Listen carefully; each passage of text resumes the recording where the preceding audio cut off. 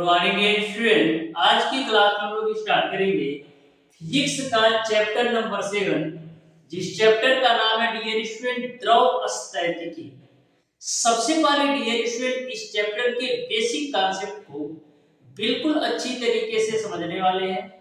फिर उसके बाद से डियर स्टूडेंट इस चैप्टर पर आधारित जितने भी क्वेश्चन आपके पॉलिटेक्निक अथवा आईईआरटी एंट्रेंस एग्जाम में पूछे जा सकते हैं, टोटल क्वेश्चन का सॉल्यूशन बिल्कुल शानदार तरीके से मैं कराने वाला हूं। तो डियर स्टूडेंट, सबसे पहले इस चैप्टर के बेसिक कॉन्सेप्ट व थ्योरी पार्ट को आप बिल्कुल अच्छी तरीके से ध्यान से समझते हुए चलिएगा, क्योंकि डियर स्टूडेंट आपको भी पता है, यदि आप किसी भी चैप्टर के बेसिक कॉन्सेप्ट को अच्छी तरीके से समझ जाते हो तो उस चैप्टर पर आधारित कोई सा भी क्वेश्चन आपसे पूछ लिया जाए, मैक्सिमम 5 से 10 सेकंड के अंदर सॉल्व कर सकते हो। इस चैप्टर से डियर स्टूडेंट आपके पॉलिटेक्निक अथवा आईईआरटी एंट्रेंस एग्जाम में 2 से 3 क्वेश्चन 100% पूछा जाना है, जिसमें आपका एक क्वेश्चन जो होगा वो आपका थ्योरेटिकल टाइप का, यानी आपको यदि क्वेश्चन का आंसर पता है तो 1 सेकंड में टिक करके आगे निकल जाएंगे, और दूसरा जो आपसे क्वेश्चन पूछा जाएगा वो आपका न्यूमेरिकल टाइप का, यानी एक क्वेश्चन इस चैप्टर से थ्योरेटिकल टाइप का बनेगा और एक क्वेश्चन जो बनेगा वो आपका न्यूमेरिकल टाइप का बनेगा। तो डियर स्टूडेंट, प्रत्येक टॉपिक के कॉन्सेप्ट को मैं बिल्कुल शानदार तरीके से क्लियर करने वाला हूं। बस ध्यान से आप प्रत्येक कॉन्सेप्ट को अच्छी तरीके से समझते हुए चलिएगा डियर स्टूडेंट। मैं बिल्कुल शानदार तरीके से सारी चीजों को क्लियर करा दूंगा।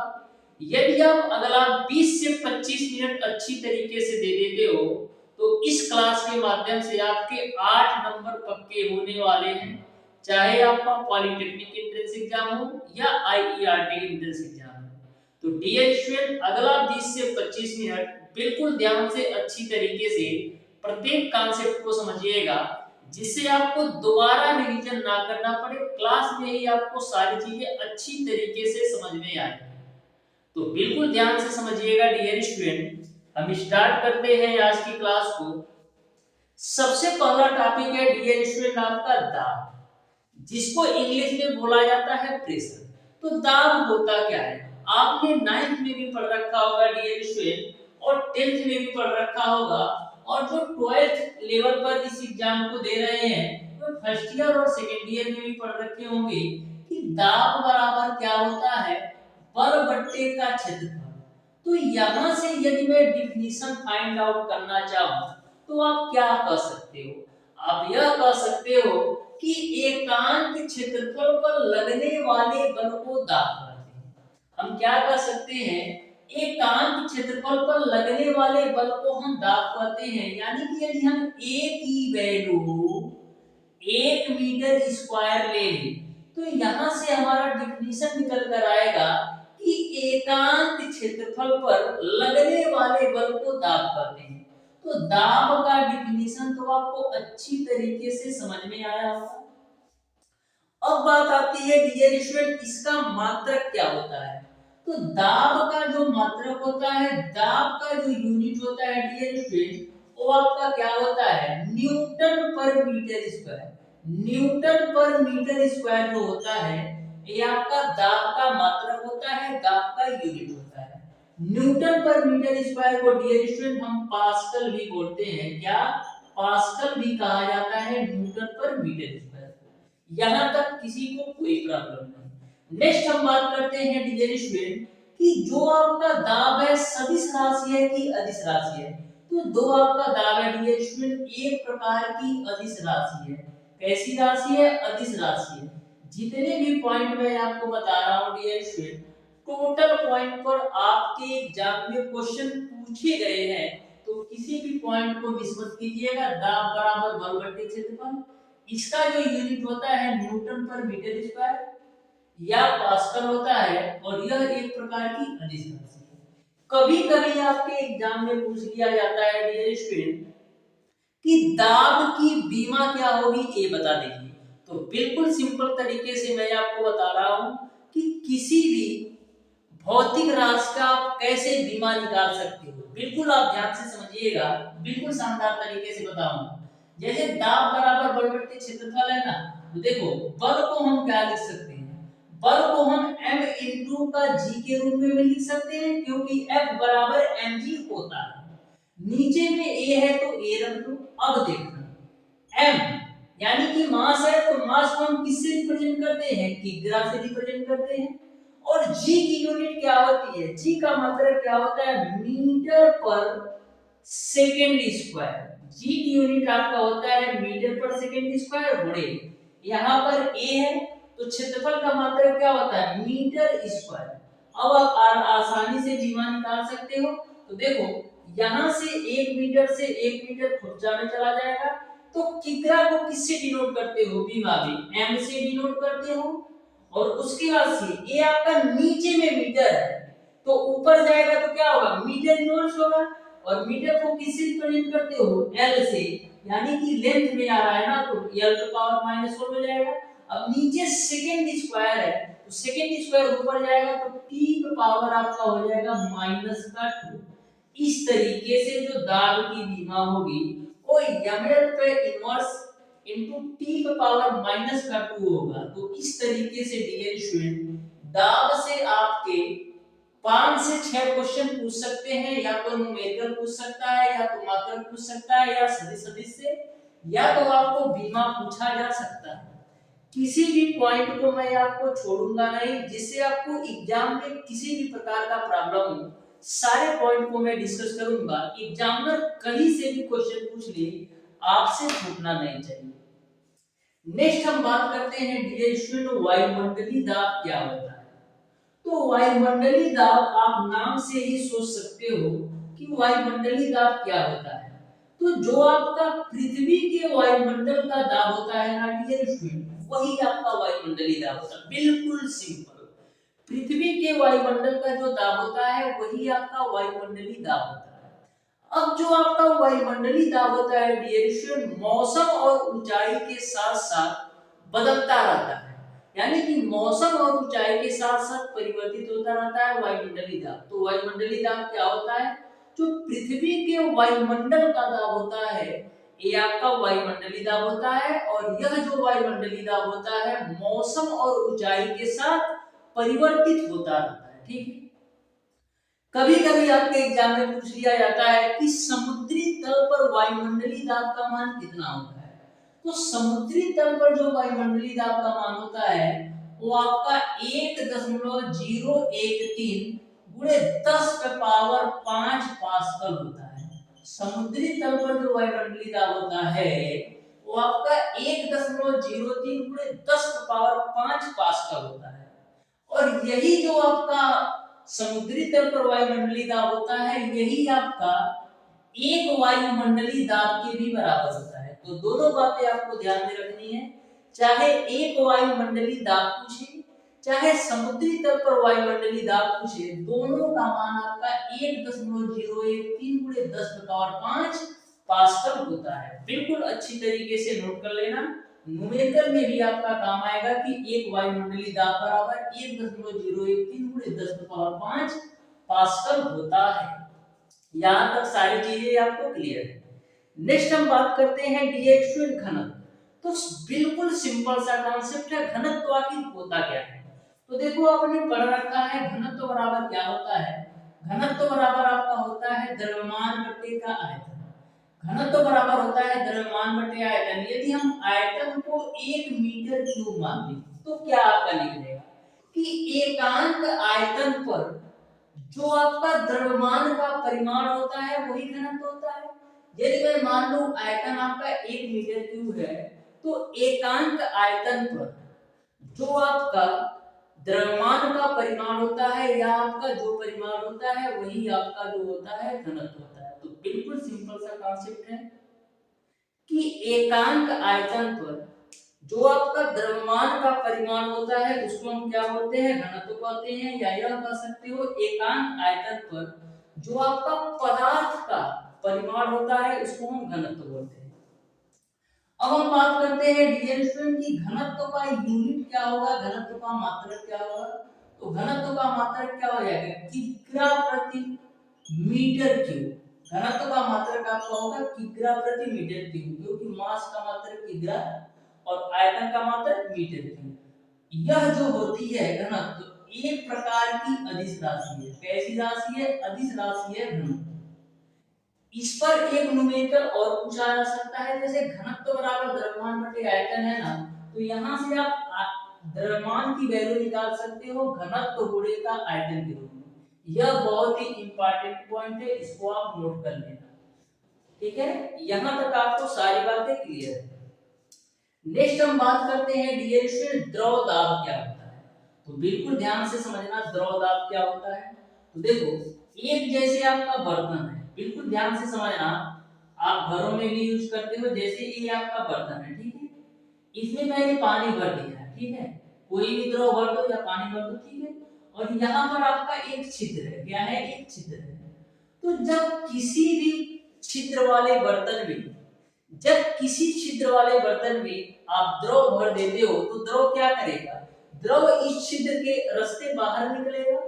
जब किसी भी छिद्र वाले बर्तन में आप द्रव भर देते हो, तो जो आपका द्रव होता है छिद्र वाले रास्ते से बाहर निकलता है। लेकिन जब हम क्या करते हैं, इसी छिद्र के आकार का एक ढक्कन लगा देते हैं, इसी छिद्र के आकार का एक ढक्कन लगा देते हैं, और उसी पर यदि मैं बाहा पर लगा देता हूं, तो क्या आपका द्रव बाहर निकलता है? द्रव बाहर नहीं निकलता है। लेकिन होता क्या है, जो आपका बर्तन के अंदर द्रव है ना, वो ढक्कन पर एक बल लगाता है। वह यह कहता है कि तू हट, मैं बाहर निकलने के लिए तैयार हूं। तो जो आपका ढक्कन के ऊपर द्रव बल लगाया, यही आपका द्रव दाब होता है। बिल्कुल सिंपल सा कॉन्सेप्ट है। जैसे आपके घरों में कोई डब्बा होता है, तो डब्बे में यदि आपका पानी भरा है या तेल भरा है, तो उसमें यदि आपका छेद होता है, तो छेदा के रास्ते जो है आपका तेल या पानी बाहर निकलता है। लेकिन जब हम छेदा को उसी आकार का ढक्कन का यूज करके यदि हम बंद करके बाहर से अपना ऐसे अंगुली लगा देते या किसी भी फोर्स को लगा देते जिससे ढक्कन उसी पे टिका रहे, तो उस ढक्कन पर जो आपके बर्तन के अंदर द्रव है या तेल है, वो ढक्कन के ऊपर जो है ये बाहर की तरफ बल लगाता है, तो ढक्कन को ढकेलने का प्रयास करता है कि तू हट जा, मैं बाहर निकलने के लिए रेडी हूं। तो जो आपका द्रव है ढक्कन के ऊपर बल लगाया है ना, यही आपका द्रव दाब होता है। बिल्कुल सिंपल सा ये कांसेप्ट है। नेक्स्ट आपका है डियर स्टूडेंट, द्रव तल से h गहराई पर दाब। तो बिल्कुल सिंपल से कांसेप्ट से समझिएगा, द्रव तल पर h गहराई पर दाब क्या होता है, तो इसी से मैं बताने वाला हूं। बिल्कुल आप ध्यान से समझिएगा, द्रव तल से h गहराई पर दाब, इसको अब ढक देना है, ठीक है। अब ये खुला नहीं है, छेद नहीं है, ठीक है। इसके चारों तरफ मान लीजिए पानी है, द्रव तल पर h गहराई से दाब हम लोग निकालेंगे, ठीक है। तो सबसे पहले मैं मान लेता हूं कि h गहराई पर एक पानी भरा है, ठीक है, यहां तक पानी भरा है, ठीक। और इसका जो है मैं एरिया मान लेता हूं कि बर्तन का जो एरिया है ए है, और जो घनत्व है वो आपका डी है, ठीक है। ये आपको क्लियर है। मैंने मान लिया डियर स्टूडेंट कि h ऊंचाई तक द्रव भरा है बर्तन में, और इसका जो एरिया है ए है और घनत्व डी है। तो आपने दाब बराबर क्या पढ़ रखा है? दाब बराबर आपने पढ़ रखा है बल बट्टे का क्षेत्रफल होता है। दाब बराबर क्या होता है आपका? बल बट्टे क्षेत्रफल होता है। अब देखो, बल की जगह पर हम क्या लिख सकते हैं? m इंटू का जी बट्टे का ए, क्योंकि बल बराबर क्या होता है? m इंटू का जी, यानी F बराबर m इंटू का जी होता है। अब डियर स्टूडेंट, m की जगह पर हम क्या रख सकते हैं? मैंने अभी आपको बताया है कि घनत्व बराबर द्रव्यमान बटे आयतन होता है। तो यहाँ से द्रव्यमान बराबर क्या होता है? घनत्व गुणे का आयतन होता है। यानी m की जगह पर d इंटू v लिख सकते हैं। तो m की जगह पर आप d इंटू का v लिख दो, और गुणे g है तो g लिख दो बट्टे का e। यहां तक आपको क्लियर है। अब देखो, आयतन बराबर क्या होता है? क्षेत्रफल गुणे ऊंचाई। ऐसे नहीं समझ पा रहे हो तो क्षेत्रफल को क्या लिख सकते हो? लंबाई गुणे चौड़ाई, और ऊंचाई ऑलरेडी है ही, तो क्षेत्रफल की जगह पर आप लंबाई गुणे चौड़ाई भी तो लिख सकते हो, क्योंकि लंबाई गुणे चौड़ाई तो क्षेत्रफल होता है और ऊंचाई तो है ही। यानी हम आयतन की जगह पर क्या लिख सकते हैं? a गुणे h के रूप में। ए गुणे एच के रूप में हम आयतन की जगह पर लिख सकते हैं, तो डी हो गया। आयतन की जगह पर ए गुणे एच लिख दो, गुणे का जी हो जाएगा, अपट्टे का आपका ए हो जाएगा, तो ए से कैंसिल आउट हो जाएगा, तो P बराबर आपको क्या मिल जाएगा, एच डी जी। यानी कि द्रव के अंदर H गहराई पर जो दाब होगा एच डी जी के बराबर आएगा। तो यहाँ पर आपका एक कॉन्सेप्ट ये निकल कर आता है कि किसी भी बर्तन के अंदर यदि आपका द्रव भरा है, तो जो आपका द्रव होता है ना, बर्तन के चारों ओर समान दाब होता है। किसी भी बर्तन के अंदर यदि आपका द्रव भरा है, तो जो आपका द्रव होता है ना, बर्तन के सभी बिंदु पर समान दाब डालता है। दूसरी बात, द्रव के अंदर जो आपका द्रव दाब होता है ना, ऊंचाई के समानुपाती होता है। देखो, द्रव के अंदर का जो द्रव दाब होता है ऊंचाई के समानुपाती होता है, उसी प्रकार से द्रव के अंदर जो द्रव दाब होता है वो आपका घनत्व के भी समानुपाती होता है। तो यहाँ से आपको H गहराई पर दाब अच्छी तरीके से समझ में आ गया होगा। या तो डायरेक्ट फार्मूला पूछ लेगा, या तो न्यूमेरिकल पूछ लेगा, या तो आपका इस पर जो किसके समानुपाती होता है, किसकी व्युत्क्रमानुपाती होता है, ये सारी चीजें पूछ सकता है। ठीक है, यहां तक आपको सारी बातें क्लियर है। नेक्स्ट हम बात करते हैं डिएरेशन उत्प्लावन बल क्या होता है। तो बिल्कुल सिंपल सा इसका भी कांसेप्ट है कि उत्प्लावन बल हम आखिर में किसे कहते हैं। तो बिल्कुल आप ध्यान से समझना, जब किसी भी वस्तु को किसी भी द्रव के अंदर आप पूर्ण अथवा आंशिक रूप से डुबाते हो, तो उस वस्तु पर ना एक द्रव द्वारा ऊपर की तरफ एक बल कार्य करता है, उसे हम द्रव दाब कहते हैं। जैसे आप नदी में डुबकी लगाते हो तो क्या होता है, नदी के अंदर का जो जल होता है ना, आपके ऊपर एक ऊपर की तरफ बल लगाता है, तो यही आपका उत्प्लावन बल होता है। बिल्कुल सिंपल सा एक कॉन्सेप्ट है कि जब किसी भी वस्तु को किसी भी द्रव के अंदर पूर्ण अथवा आंशिक रूप से डुबाते हो, तो द्रव के द्वारा उस वस्तु पर ऊपर की तरफ एक बल कार्य करता है, इसी बल को हम उत्प्लावन बल कहते हैं। जो आपका उत्प्लावन बल होता है वो आपका हटाए गए द्रव के भार के बराबर होता है। यानी कि जो आपका उत्प्लावन बल है ना, वस्तु द्वारा हटाए गए द्रव के भार के बराबर होता है, जिसकी वैल्यू VdG के बराबर होती है। किसके बराबर, VdG के बराबर होती है। नेक्स्ट और लास्ट हम बात करते हैं डियर स्टूडेंट आर्किमिडीज का सिद्धांत। तो बिल्कुल आर्किमिडीज का जो सिद्धांत है ना, वो उत्प्लावन बल से रिलेटेड है, आप ध्यान से समझिएगा। देखो, आर्किमिडीज का सिद्धांत कहता क्या है, जब हम किसी भी वस्तु को किसी भी द्रव में पूर्ण अथवा आंशिक रूप से डुबाते हैं, तो होता क्या है, उसके भार में कमी आती है, और यह भार में जो कमी होती है ना, वस्तु द्वारा हटाए गए द्रव के भार के बराबर होती है। इसी को हम आर्किमिडीज का सिद्धांत कहते हैं। यानी कि जब हम किसी भी वस्तु को किसी भी द्रव में पूर्ण अथवा आंशिक रूप से डुबाते हैं, तो उसके भार में कमी आती है। अब वस्तु के भार में कमी का जो कारण है ना, वस्तु द्वारा हटाए गए द्रव के भार के बराबर होती है, इसे हम बोलते हैं आर्किमिडीज का सिद्धांत। तो आर्किमिडीज का सिद्धांत आपको समझ में आ गया होगा। जैसे एक बाल्टी लेना, उस बाल्टी में जब आप गिलास को डालते हो ना, तो गिलास का जो वेट होता है ना, वो आपको कम महसूस होता है। यानी कि उसका आभासी भार जो होता है वो कम महसूस होता है। ऐसा इसलिए होता है क्योंकि जो वस्तु का आभासी भार होता है ना, वो वस्तु द्वारा हटाए गए द्रव के भार के बराबर हो जाता है। यही आपका आर्किमिडीज का सिद्धांत होता है। आर्किमिडीज के सिद्धांत के अनुसार डियर स्टूडेंट, तो वस्तु का आभासी भार होता है ना, जो वस्तु का आभासी भार होता है वो आपका होता है कैपिटल VdG माइनस का कैपिटल VAG मान लो। अब यह सोच रहे होंगे कि कैपिटल V और स्मॉल d क्या है, तो कैपिटल V और कैपिटल स्मॉल d जो है वो आपका वस्तु का आयतन और घनत्व है। क्या है, वस्तु का आयतन और घनत्व है। ये आपका वस्तु का आयतन है और ये घनत्व है, और जी तो आपको पता ही है, गुरुत्वीकरण जी है, और जो आपका ए है ना, ये आपका द्रव का घनत्व है। बिल्कुल सिंपल सा कॉन्सेप्ट, ध्यान में रखिएगा।